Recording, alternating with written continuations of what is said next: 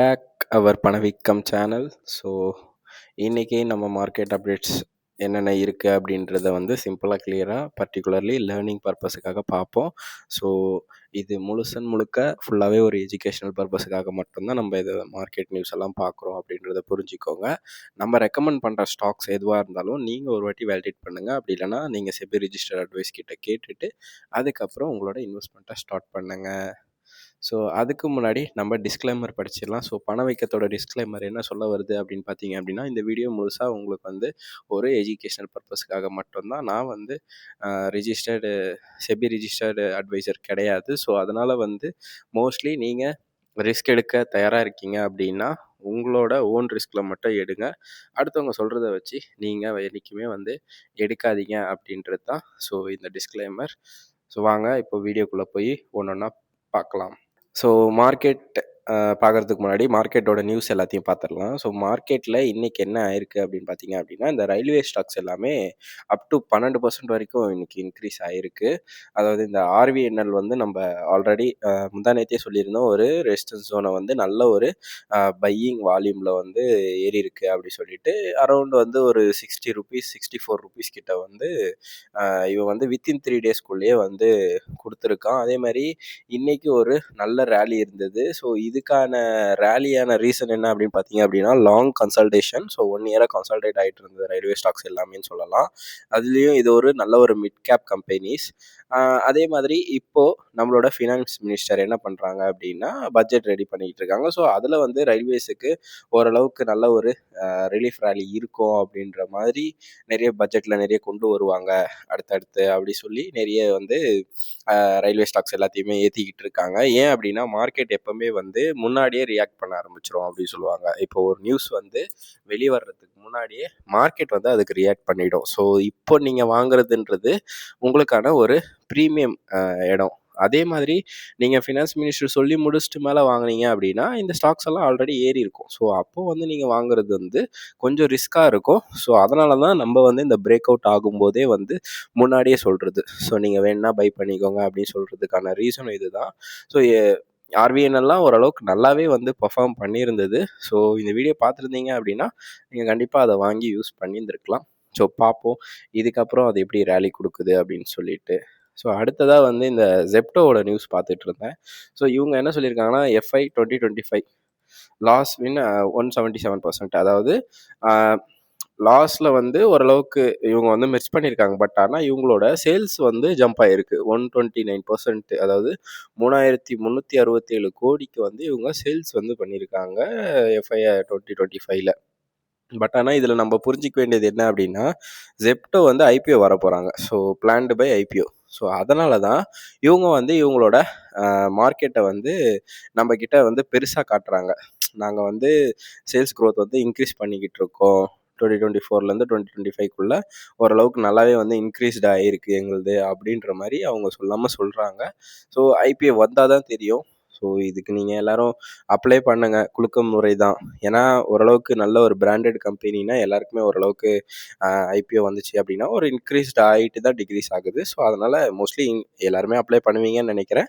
Apply பண்ணுறவங்க apply பண்ணுங்கள். கிடைச்சா லக்கு. ஸோ அன்றைக்கே விற்றுட்டு வெளியே வர்றதுன்றது நல்லது. ஏன் அப்படின்னா, ஒரு கம்பெனி ப்ராஃபிட் பண்ணுறதுக்கு முன்னாடி நீங்கள் அந்த கம்பெனியில் ஹோல்டிங்ஸாக இருந்தீங்க அப்படின்னா உங்களுக்கு தான் அது பிரச்சனை. ஏன் அப்படின்னா, அவங்க இன்னும் ப்ராஃபிட்லேயே வரலை அப்படின்னும்போது லாஸஸ் வந்து என்றைக்குமே ஒரு கடன் வாங்குறீங்க அப்படின்னா அதுக்கு மேலே கடன் வாங்கிட்டே போனீங்க அப்படின்னா நம்மளோட லைஃப்பில் வந்து நம்ம நெக்ஸ்ட் லெவலுக்கு மூவ் பண்ண முடியாது. கடன் அடைக்கிறதுக்கே ஒரு பெரிய ஒரு பேர்டன் ஆகிடும். ஸோ அந்த மாதிரி தான் சினாரியோ. அதாவது நீங்கள் லாஸ் மேக்கிங் கம்பெனியாக இருக்கீங்க, மேலும் லாஸ் பண்ணிக்கிட்டே இருந்தீங்க அப்படின்னா உங்களாலேயும் ஒரு நாள் ப்ராஃபிட் வந்து பண்ண முடியாத அளவுக்கு சுச்சுவேஷன் போயிடும்.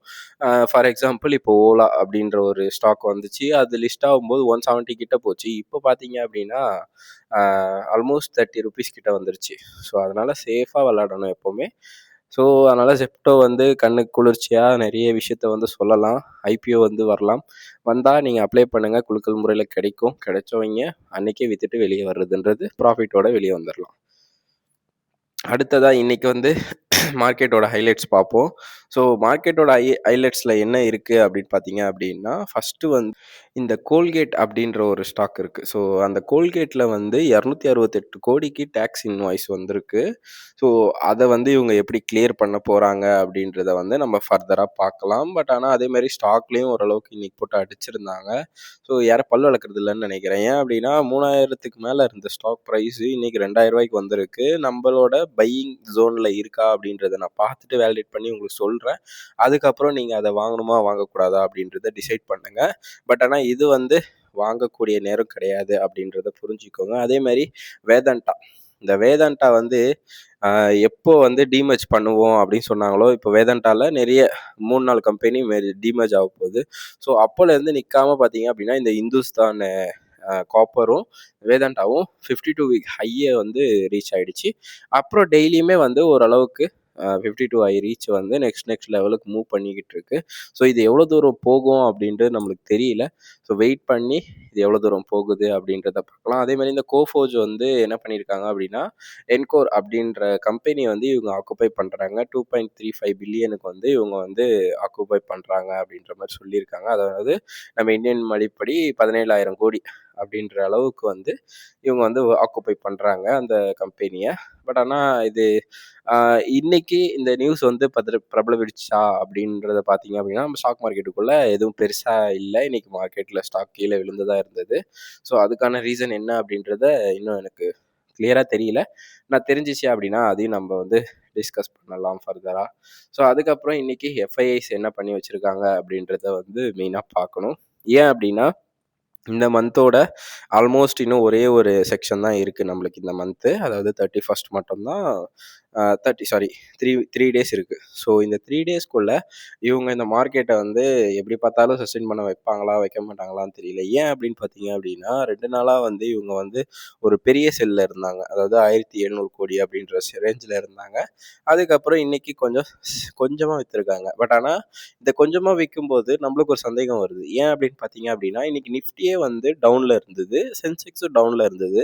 பட் ஆனா இன்னைக்கு சில பேரோட போர்ட்ஃபோலியோ காலையில ஒரு 1:30 மணி வரைக்கும் ஓரளவுக்கு நல்ல ரேலி கொடுத்து ஒரு 4-5% வந்து உங்களுக்கு ரிட்டர்ன் வந்திருக்கும். இது எவ்வளோ பேருக்கு வந்துச்சுன்னு தெரியல. அதுக்கான ரீசன் என்ன அப்படின்னு பார்த்தீங்க அப்படின்னா, ஸ்மால் கேப்ல வந்து இப்போதான் கொஞ்சம் உள்ள வந்திருக்காங்க அப்படின்றத புரிஞ்சுக்கோங்க. ஸ்மால் கேப்பும், மிட் கேப்பும் இப்போ கொஞ்சம் ஏத்த போறாங்க அப்படின்றத புரிஞ்சுக்கோங்க. இவ்வளோ நாளா வந்து ஏத்திட்டு இருந்தது எல்லாமே வந்து லார்ஜ் கேப் ஃபண்ட்ல தான் ஏத்திட்டு இருந்தாங்க. அதாவது நிஃப்டி 50க்குள்ள இருக்கிற லார்ஜ் கேப் பங்குகளை தான் வந்து இவங்க வந்து பை பண்ணிட்டு இருந்தாங்க. எஃப்ஐஐஸ் அதாவது டிஐஸ். பட் ஆனா இப்போ வந்து கான்சன்ட்ரேஷன் ஃபுல்லாவே மிட் அண்ட் ஸ்மால் கேப்ல போயிருக்கு அப்படின்றத வந்து புரிஞ்சுக்கலாம். ஏன் அப்படின்னா எல்லாமே ஓரளவுக்கு நல்ல ரேலி கொடுத்துச்சு. நிறைய ஸ்டாக்ஸ் வந்து நியூ ஆல் டைம் ஹை போச்சு. ஸோ அது எல்லாத்தையுமே நம்ம மெர்ஜ் பண்ணி பார்க்கும்போது, இன்னைக்கு இவங்க பை பண்ணியிருக்கிற ரேஞ்ச பார்க்கும்போது, ஓரளவுக்கு நம்மளுக்கு அதில வந்து ஏதோ சம்திங் நடக்க போகுது. ஸோ இது பட்ஜெட்டுக்கு அப்புறம் வந்து கண்டிப்பா ஓரளவுக்கு நம்மளுக்கு தெரிய ஆரம்பிச்சுரும். மார்க்கெட் அப்ல போகுமா? இல்ல டவுன்ல போகுமா? அப்படின்றத வந்து நம்ம ஆஃப்டர் பட்ஜெட் வரைக்கும் வெயிட் பண்ணி தான் பார்க்கணும். ஸோ வெயிட் பண்ணுவோம். என்ன ஆகுதுன்னு பார்க்கலாம். ஸோ அடுத்தது நிஃப்டி 50ய பார்ப்போம். நிஃப்டி 50 கரண்ட் ரேட் பிரைஸ் என்ன இருக்கு அப்படின்னு பார்த்தீங்க அப்படின்னா, 26,042. பட் ஆனா 26,150 அப்படின்றது ஒரு சப்போர்ட்டு. ஸோ அங்கேருந்து இறங்க ஆரம்பிச்சிருச்சு அப்படின்னா, அடுத்த கட்டமா வந்து ஒரு 26 இல்ல 26, 30 அப்படின்றது வந்து இதோட ஸ்ட்ராங் சப்போர்ட்டா இருக்கு. அப்படி இல்ல அப்படின்னா, அடுத்தது 25,900 அப்படின்றது தான் இதோட சப்போர்ட்டா இருக்கு. ஸோ இன்னைக்கும் வந்து மார்க்கெட் வந்து ஓரளவுக்கு 25,000க்கு மேல தான் வந்து க்ளோஸ் ஆயிருக்கு. ஒரு 99 பாயிண்ட் வந்து இன்னைக்கு மைனஸ்ல இருக்கு. பட் ஆனா இன்னைக்கு ஓப்பன் ஆனது அப்படின்னு பார்த்தீங்க அப்படின்னா, ரூ. 26,121 ரேஞ்சில வந்து ஓப்பன் ஆச்சு. இன்னையோட லோ பார்த்தீங்க அப்படின்னா, 26,000 அப்படின்ற லோ வந்துட்டு, ஹை இன்னைக்கு 26,150 அதாவது அந்த ரெசிஸ்டன்ஸ் ஜோனுக்கு வரைக்கும் போயிட்டு, அடுத்த ஜோன வந்து அதனால பிடிக்க முடியாம கீழ விழுந்துருச்சு அப்படின்றது தான் நம்ம சொல்லியே ஆகணும். மெயின்லி இத பார்த்தீங்க அப்படின்னா, நம்மளால ஒரே சைட்ல தான் வந்து இது சுத்திக்கிட்டு இருக்கு அப்படின்னு சொல்லலாம். ஏன் அப்படின்னு பார்த்தீங்கன்னா, நான் தான் சொல்லியிருந்தேன். இந்த இடம் எல்லாமே வந்து ஒரு ஸ்ட்ராங் சப்போர்ட்டை வந்து உடைக்கிறதுக்கான இடம். பட் ஆனால் இதை வந்து அதால் உடைச்சி அடுத்த லெவலுக்கு அதை மூவ் பண்ண வைக்க முடியலை. ஸோ இது ஃபெயிலியர் ஆகி அடுத்தடுத்து கீழே விழுந்துருது. ஸோ இது வந்து நம்ம ஸ்ட்ராங்காக பார்த்துக்கிட்டு இருக்கோம். நான் வீடியோ ஸ்டார்ட் பண்ணதுலேருந்து நான் போட்டுக்கிட்டு இருக்கேன். இந்த கன்சல்டேஷன்லேருந்து அது எப்போ உடஞ்சி அடுத்த கன்சல்டேஷன் போதோ அப்போ தான் நம்ம வந்து மார்க்கெட்டை வந்து ப்ரிடிக்ட் பண்ண முடியும் அப்படி சொல்லி. பட் ஆனால் இப்போவும் அடுத்த லெவலில் மறுபடியும் வந்து இங்கே வந்து ஒரு, அதாவது இப்போ எப்படி சொல்கிறதுனா, ஸ்ட்ராங் கன்சல்டேஷன் அப்படின்றத தாண்டி இன்னொரு ஒரு ஸ்விங் வந்து பண்ணிட்டு போகுமா அப்படின்றது தான் நம்மளுக்கு புரியாத புதிராக இருக்குது. ஸோ வெயிட் பண்ணி நம்ம இந்த ஸ்விங்கை முடிக்குமா இல்லை இங்கேருந்தே அடுத்த ஏறுமா அப்படின்றது நம்மளுக்கு தெரியல. ஸோ வெயிட் பண்ணி தான் பார்க்கணும். ஆனால் இன்னும் அந்த ஸ்ட்ராங் கன்சல்டேஷன்லேருந்து இது வெளியே வரலை. அந்த ஒரு 1000 பாயிண்ட்டுக்குள்ளே தான் வந்து இது ட்ரேட் ஆகிட்டுருக்கு அப்படின்றத புரிஞ்சுக்கோங்க. நெக்ஸ்ட்டு பிஎஸ்சியை பார்ப்போம். ஸோ பிஎஸ்சி வந்து என்ன பண்ணியிருக்காங்கன்னா, இன்றைக்கி ஒரு நல்ல ஒரு பாயிண்ட்டை வந்து இறக்கி விட்டாங்க. 367 அப்படின்ற ரேஞ்சை வந்து இறக்கி விட்ருக்காங்க. இன்றைக்கி ஓப்பன் ஆனது அப்படின்னு பார்த்தீங்க அப்படின்னா 85,225 அப்படின்றதுல வந்து ஓப்பன் ஆச்சு. ஸோ இன்னையோட லோ அப்படின்னு பார்த்தீங்கன்னா 84,937 அப்படின்றது வந்து இன்றைக்கி லோ. இன்னைக்கோட ஹை அப்படின்னு பார்த்தீங்க அப்படின்னா 85,378. அரௌண்ட் வந்து ஒரு 200 to 500 பாயிண்ட்ஸ் கிட்ட இன்னைக்கு ஒரு வாலண்டரி இருந்துச்சு அப்படின்றத புரிஞ்சுக்கோங்க. பட் ஆனால் இன்னைக்கு மார்க்கெட்டை வந்து ஒரே அடியாக கீழேயே போட்டு மிதிச்சிட்டாங்க. ஸோ இதுக்கான சார்ட்டை நம்ம பார்ப்போம். ஸோ உங்களுக்கு இங்கே பார்த்தீங்கன்னா தெரியும், இந்த இடத்த அது டச் பண்ணிட்டு அடுத்த ரேலிக்கு போக முடியாமல் நேராக கீழே விழுந்துச்சு. ஸோ இப்போ இங்கே கீழே விழுந்ததுலேருந்து இங்கே சஸ்டைன் ஆகி இங்கே போயிருக்கணும். பட் ஆனால் அதுக்கும் கீழே வந்து இது போக ஆரம்பிச்சிருச்சு. ஸோ நெக்ஸ்ட்டு ரேலி வந்து இப்போ வந்து இந்த கேப் அப்போ வந்து அது ஃபில் பண்ண போகுது அப்படின்றது என்னோட புரிதல். ஸோ இந்த கேப் அப்போ இன்னைக்கு ஃபில் பண்ணிடுச்சு. ஸோ நெக்ஸ்ட்டு கேப் அப் வந்து இந்த இடமா இருக்குது. ஸோ இங்கே வரைக்கும் வருதா அப்படின்றத பார்க்கணும். அதாவது 84,600 கிட்ட வந்து இந்த கேப் வந்து ஃபில் பண்ணோம். ஸோ அது வரைக்கும் வருமா, இல்லை வந்து இந்த கேப்பை ஃபில் பண்ணிவிட்டு நெக்ஸ்ட் லெவலுக்கு மூவ் ஆகணுமா அப்படின்றத வந்து நம்ம வெயிட் பண்ணி தான் பார்க்குற மாதிரி இருக்குது. ஸோ வெயிட் பண்ணுவோம். மார்க்கெட் எப்படி மூவ்மெண்ட் இருக்குது அப்படின்றத பொறுத்து நம்ம நெக்ஸ்ட் லெவலை வந்து ரீச் பண்ணலாம். ஸோ இப்போ வந்து இண்டிவிஜுவல் ஸ்டாக்கை வந்து நம்ம டிஸ்கஸ் பண்ணுவோம். ஸோ நம்ம சொல்லியிருந்தோம், இந்த கேஎன்ஆர் கன்ஸ்ட்ரக்ஷன் வந்து ஒரு நல்ல ரேஞ்சில் இருக்குது. நீங்கள் வாங்குறதா இருந்தால் வாங்கிக்கோங்க. அதாவது உங்களோட ஃபினான்ஷியல் அட்வைசரு இல்லை வந்து உங்களோட ஸ்ட்ராட்டஜியை வச்சு நீங்கள் வந்து இந்த மார்க்கெட்டில் வாங்கிக்கோங்க அப்படின்னு சொல்லியிருந்தோம். ஸோ இப்போ இது என்ன பண்ணிக்கிட்டு இருக்கு அப்படின்னு பார்த்தீங்க அப்படின்னா, 1 வீக்கோட நம்ம ரேலியை செக் பண்ணோம் அப்படின்னா 141 ரூபா இருந்தது. ஸோ அப்போ நம்ம ரெக்கமெண்ட் கொடுத்துருந்தோம். ஸோ இந்த ஸ்டாக்கை ஒரு ஸ்ட்ராங் பிரேக் அவுட்டில் இருக்குது. ஸோ இங்கே இருந்து ரெசிஸ்டன்ஸ் ஜோனை வந்து இது வந்து ரீச் பண்ணோம் அப்படின்ற மாதிரி நம்ம முன்னாடியே சொல்லியிருந்தோம். ஸோ எத்தனை பேர் இதை வந்து நீங்கள் பை பண்ணீங்க அப்படின்றது எனக்கு தெரியலை. பட் ஆனால் சினாரியோ என்ன அப்படின்னு பார்த்தீங்க அப்படின்னா, நான் சும்மா சொன்ன டேட்டில் இருந்து வெறும் வித்தின் 1 வீக்கில் வந்து இது ஒரு 36 ருபீஸ் வந்து ரேலி கொடுத்துருக்கு. நான் சொல்ல வர்றது என்ன அப்படின்னா, இப்போ நீங்கள் ஒரு 1000 2000 ரூபாயில் நீங்கள் வாங்கிட்டு இந்த 36 ரூபா அப்படின்றது உங்களுக்கு சின்ன அமௌண்ட்டாக இருக்கும். பட் ஆனால் இது ஸ்டாக் ரேஞ்சே வந்து 140 ரூபா 150 ரூபா. ஆனால் நம்ம இதில் வந்து நிறைய குவான்டிட்டி வாங்க முடியும். உங்களால் நிறைய ஏர்னும் பண்ண முடியும் அப்படின்றத புரிஞ்சுக்கோங்க. சப்போஸ் யாரும் வாங்கலை அப்படின்னா கொஞ்சம் வெயிட் பண்ணுங்கள். ஒரு கன்சல்டேஷன் ஆகுதான்னு பார்ப்போம். அப்படி இல்லைனா இது நெக்ஸ்ட் ரேலி கொடுக்கும். ஏன் அப்படின்னு நான் சொல்கிற ரேலி அப்படின்றனா, நிறைய நியூஸை வந்து இவங்க வந்து டெய்லியுமே ப்ரொவைட் பண்ணுறாங்க. அதாவது அவங்க ஸ்டாக்கை வந்து இன்க்ரீஸ் பண்ணுறதுக்கான விஷயத்த எல்லாத்தையுமே இவங்க வந்து பாசிபிலிட்டியாக பண்ணிக்கிட்டு இருக்காங்க. ஏன் அப்படின்னா, இதோட ஆல் டைம் ஹை அப்படின்றது வந்து ஒரு 350 ரூபாலேருந்து 360 ரூபா வரைக்கும் இதோட ஆல் டைம் ஹை இருந்தது. ஆனால் இப்போ கரண்ட்டாக ஓவர்வியூவில் வந்து இதோட ஸ்டாக் ப்ரைஸ் வந்து 350 ரூபா அப்படின்றது வந்து இதோட ஆல் டைம் ஹையாக இருக்குது. அதனாலேயே இதை வந்து என்ன பண்ணுறாங்க அப்படின்னா, ஒரு ரேஞ்ச் பவுண்ட் பண்ணலாமா, நெக்ஸ்ட் ரேலி கொடுக்கலாமா அப்படின்ற மாதிரி வெயிட் பண்ணுறாங்க. ஏன்னா இவங்களோட கேஎன்ஆர் கன்ஸ்ட்ரக்ஷனில் நிறைய நியூஸ் இருந்தது. அதாவது பேட் நியூஸும் இருந்தது. அந்த பேட் நியூஸ் எல்லாத்தையுமே இப்போ வந்து ஓரளவுக்கு கரெக்ட் பண்ணிட்டாங்க. இப்போ நியூ ஆர்டரும் வந்து ப்ளேஸ் பண்ணிக்கலாம் அப்படின்னு சொல்லி கவர்மெண்ட் சைட்லேருந்து சொல்லிட்டாங்க. ஸோ அதனால் முடிஞ்ச அளவுக்கு இவங்க வந்து ஒரு வெறித்தனமான ஒரு வேலையை தான் பார்ப்பாங்க. ஏன் அப்படின்னா, இவ்வளோ நாள் ஒரு சிங்கத்தை வந்து கட்டி போட்டு வச்சுருந்ததும், இப்போது அந்த சிங்கத்துக்கான ரிலீஃப் கொடுத்த உடனே அதோட வேலையை வந்து காட்டும்ல, அந்த காட்டுக்குள்ளெல்லாம் போய் சுற்றி பார்க்கணும்னு நினைக்கும். ஸோ அதே தான் இந்த ஸ்டாக்கும் பண்ண போகுது அப்படின்றது நம்மளுக்கு தெளிவாக புரியுது. ஏன் அப்படின்னா, பேக்ரவுண்டில் வந்து இப்போது சென்ட்ரல் கவர்மெண்ட் வந்து இவங்க ஏதோ ரோடு போட்டிருக்காங்க. அந்த ரோடு இஷ்யூன்றதால இவங்களோட கான்ட்ராக்ட் எல்லாத்தையுமே வந்து இது பண்ணிட்டாங்க, க்ளோஸ் பண்ணிட்டாங்க. நியூ கான்ட்ராக்ட் எடுக்கக்கூடாதுன்னு சொன்னாங்க. பட் ஆனா இவங்க வந்து அத ஏதோ ஃபைட் பண்ணி இப்போ நியூ கான்ட்ராக்ட் எடுத்துக்கலாம் அப்படின்ற மாதிரி வந்திருக்கு நியூஸஸ் எல்லாம். ஸோ அத பேஸ் பண்ணி பார்க்கும்போது இவங்க அந்த ஃப்ரீ பீரியட் இருந்திருக்குல்ல, ஸோ அந்த டைம்ல வந்து நிறைய வந்து கன்சல்டேட் பண்ணியிருப்பாங்க. எப்படியெல்லாம் வந்து இன்னும் பார்ட்னர்ஸை பிடிக்கணும். ஸோ இந்த மாதிரி விஷயத்த எல்லாத்தையுமே வந்து இவங்களுக்கு கொஞ்சம் டைம் இருந்ததால் நல்லாவே வந்து பர்ஃபார்ம் பண்ணியிருப்பாங்க அப்படின்றத நம்பலாம். ஸோ அதுக்கான விளைவாக தான் இவ்வளோ நாள் கன்சல்டேஷன் பண்ணிவிட்டு இப்போ ஒரு நெக்ஸ்ட் ரேலிக்கு போயிருக்கு அப்படின்றதையும் புரிஞ்சுக்கோங்க. ஸோ இதெல்லாம் நான் உங்களுக்கு ஏன் எக்ஸ்பிளைன் பண்ணுறேன் அப்படின்னா, நீங்கள் ஒரு ஸ்டாக் வாங்குறதுக்கு முன்னாடி சில விஷயத்தெல்லாம் நீங்கள் பார்க்கணும். ஸோ அதில் ஒன் ஆஃப் த விஷயமா தான் நான் இந்த விஷயத்தெல்லாம் நான் சொல்லிக்கிட்டு இருக்கேன். ஸோ இந்த ஸ்டாக் எதுக்காக கீழே விழுது அப்படின்றது உங்களுக்கு தெரிஞ்சால் மட்டும்தான் நீங்கள் அடுத்த லெவலையே வந்து இதை வந்து ரீச் பண்ண முடியும். ஸோ அதனால் வந்து மோஸ்ட்லி புரிஞ்சிக்கோங்க. புரிஞ்சிக்கிட்டு ஸ்டாக் மார்க்கெட்டில் இருந்தீங்கன்னா மட்டும்தான் உங்களால் சஸ்டெயினே பண்ண முடியும் அப்படின்றத புரிஞ்சுக்கோங்க. ஸோ இது வந்து செகண்ட் ரெசிஸ்டன்ஸ் ஜோனை வந்து ரீச் பண்ணுறதுக்கு இப்போ ட்ரை பண்ணிக்கிட்டு இருக்கு. ஆல்மோஸ்ட் இந்த செகண்ட் ரெசிஸ்டன்ஸ் ஜோனை வந்து இது ரீச் பண்ணியிருக்கு இந்த இடத்துல. ஸோ இப்போ வந்து அடுத்த ரேலியை வந்து ட்ரை பண்ணுமா அப்படின்றத வந்து நம்ம வெயிட் பண்ணி தான் பார்க்கணும். ஸோ ட்ரை பண்ண நான் உங்களுக்கு இதுக்கான அப்டேட் வந்து கொடுக்குறேன். ஸோ இப்போ வந்து இது கரண்ட்டாக நம்ம வாங்குகிற ப்ரைஸில் இருக்கா அப்படின்னு கேட்டிங்க அப்படின்னா, ரேலியை பொறுத்து தான் நம்ம சொல்ல முடியும். ஸோ வெயிட் பண்ணுவோம்.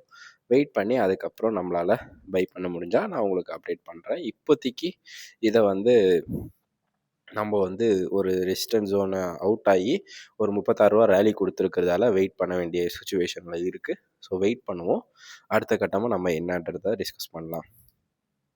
ஸோ அடுத்ததாக இந்த பிஎஸ்சியை பற்றி பார்க்கலாம். பிஎஸ்சி வந்து ஒரு நல்ல ஒரு ஸ்டாக் எக்ஸ்சேஞ்ச் கம்பெனி, ஒரு நல்ல ஒரு போர்ட்ஃபோலியோ வச்சுருக்கிற கம்பெனி. கரண்ட்டாக இதோட மார்க்கெட் கேப் பார்த்தீங்க அப்படின்னா 1,00,000 கோடிக்கு மேலே வந்து இதோட மார்க்கெட் கேப் வச்சுருக்காங்க. இண்டஸ்ட்ரி பிவி விட கொஞ்சம் அதிகமாக இருக்குது. ஸோ அதுதான் இங்கே இருக்கிற பிரச்சனை. ஸோ இந்த இண்டஸ்ட்ரி பிவி வந்து ஓரளவுக்கு கம்மியாகட்டும், அது வரைக்கும் வெயிட் பண்ணுங்கள். ஸோ இது வந்து அரவுண்ட் இப்போ வரைக்கும் பார்த்தீங்க அப்படின்னா ஒரு 11% வந்து கீழே விழுந்திருக்கு. அதாவது நியூ ஹால் டைம் ஐன்னு சொல்கிறத தாண்டி இதோட கரண்ட் ஹால் டைம் ஐன்னு சொல்லிக்கலாமே. ஏன் அப்படின்னா இங்கே வரைக்கும் போச்சு. ஸோ நெக்ஸ்ட் மந்த், அதாவது ப்ரீவியஸ் மந்த் வந்து ஹை எங்கே அப்படின்னு பார்த்தீங்க அப்படின்னா 1ஆம் தேதி அதுவுமா ஒரு 2,964 போச்சு. பட் ஆனால் இதோட ஹால் டைம் ஐயே வந்து பார்த்தீங்க அப்படின்னா 3,031 தான் இதோட ஹால் டைம் ஐயே. இதை வந்து ஒரு 100 பாயிண்டில் வந்து மிஸ் ஆகி அடுத்து கீழே இறங்க ஆரம்பிச்சது தான். ஸோ அடுத்ததாக வந்து கீழே இறங்கிட்டு இருக்கு. ஸோ இது வந்து ஒரு ஸ்ட்ராங் சப்போர்ட் ஜோனாக இருக்குது இந்த இடத்துல. ஸோ 2,433 வர வரைக்கும் வெயிட் பண்ணுங்கள். ஸோ வந்துச்சு அப்படின்னா உங்களுக்கு லக்கு. ஸோ இது வரைக்கும் வர வரைக்கும் வெயிட் பண்ணி தான் பார்க்கணும். அடுத்தது சேம் ஒரு எக்ஸ்சேஞ்சு, பட் ஆனால் இது வந்து ப்ரோக்கரேஜில். ஸோ ஏஞ்சல் ஒன் எல்லாருக்குமே ஓரளவுக்கு தெரிஞ்சிருக்கும்னு நினைக்கிறேன். இந்த ஸ்டாக்கும் வந்து ஒரு கன்சல்டேஷன் ஆகாமல் ஓரளவுக்கு கீழே விழுது. ஸோ இந்த ஸ்டாக்கும் நீங்கள் வந்து பை பண்ணணும் அப்படின்னு நினச்சிங்க அப்படின்னா பை பண்ணலாம். பட் ஆனால் இந்த ஸ்டாக்கோட ப்ரைஸ் இப்போ வரைக்கும் ஒரு ஸ்ட்ராங் கன்சல்டேஷனில் இருக்குது. கரண்ட்டாக வந்து இதை பை பண்ண முடியாத லெவலில் இருக்குது. ஸோ ஏன் அப்படின்னா ஒரு ரேலிக்கு போயிட்டு இப்போ வந்து கன்சல்டேட் ஆகிட்டுருக்கு. ஸோ வெயிட் பண்ணுவோம். இப்போ அரௌண்ட் ஒரு 60% கிட்ட வந்து அதோட ஹால் டைம் ஐலேருந்து கீழே விழுந்திருக்கு. ஸோ இப்போது இன்னும் வந்து ஒரு ரெசிஸ்டன்ஸ் ஜோன் இருக்குது. இதுக்கு ஒரு 2000 இல்லைன்னா 2100 இந்த டைம்லேருந்து இதோட அக்குமுலேஷன் வந்து பண்ணலாம். சூப்பரான கம்பெனி, அதாவது வாலண்டரியான கம்பெனி இதெல்லாம். ஸோ இதை பை பண்ணோம் அப்படின்னு நினச்சிங்க அப்படின்னா ஒரு 2100 வர வரைக்கும் வெயிட் பண்ணுங்கள். ஸோ வரும்போது நானே உங்களுக்கு ஒரு இன்டிமேஷனும் தரேன். ஸோ அதுக்கேற்ற மாதிரி நீங்கள் இதை வந்து பர்ச்சேஸ் பண்ணுறதா அப்படின்றத வந்து உங்களோட அனலைஸ் படி நீங்கள் பர்ச்சேஸ் பண்ணிக்கோங்க. ஸோ இன்றைக்கான ஸ்டாக் எல்லாமே நம்ம பார்த்துட்டோம். ஸோ இவ்வளோ தான் இன்றைக்கான வீடியோ. ஸோ இந்த வீடியோவில் உங்களோட ஃப்ரெண்ட்ஸ் அண்ட் ஃபேமிலிக்கு ஷேர் பண்ணுங்கள். அதே மாதிரி மார்க்கெட் அப்டேட்ஸ் உங்களுக்கு டெய்லியும் தேவைப்படுது அப்படின்னா இந்த சேனலை வந்து சப்ஸ்கிரைப் பண்ணி எனக்கு சப்போர்ட் பண்ணுங்கள். So thank you.